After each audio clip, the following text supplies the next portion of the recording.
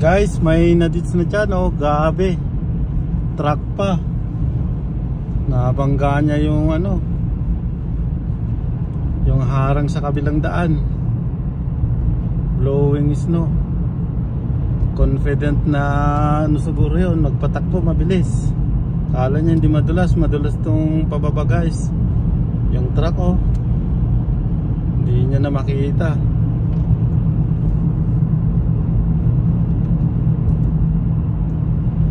So sundan na lang natin yan para sigurado tayo.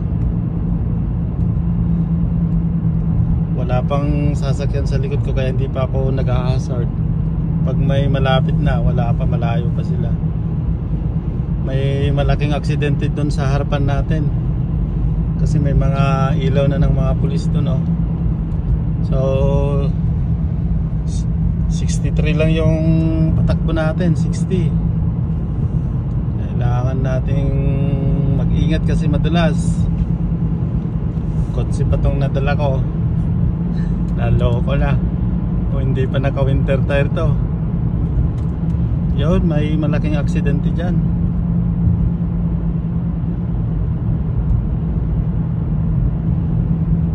Yan yung mga ilaw ng pulis. Ito kasi yung ganyan, oh. Parang nasa ibabaw ka ng ulap. Tapos may mga black ice. Yung mga nag-build up na snow dyan na nadaanan, yun na yung mga madulas. So ewan ko kung makakakitro kami dito.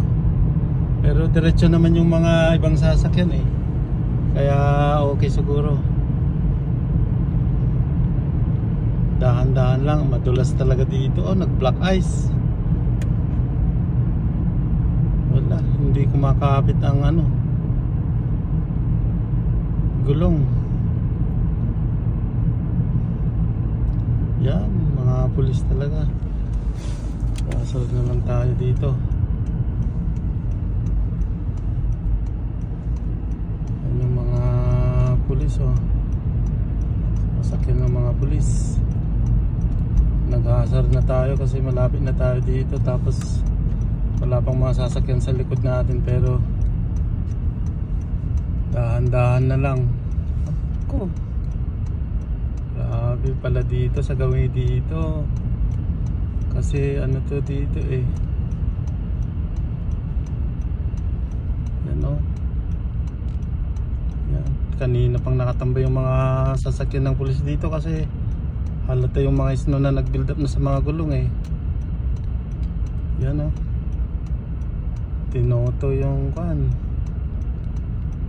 mga na-aksidente kanina tong mga to. Oh, lumipad galing sa kabila. Galing sa kabila yung sasakyan. Madulas dito sa spot na dito eh.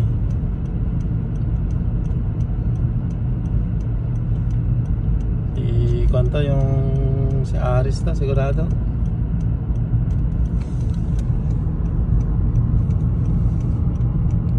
Winter tire pero kan, talagang maingat pa rin. So okay lang yan, nakasar na lang tayo. Madulas dito sa spot na ito hanggang doon sa may tulay doon sa Penhold.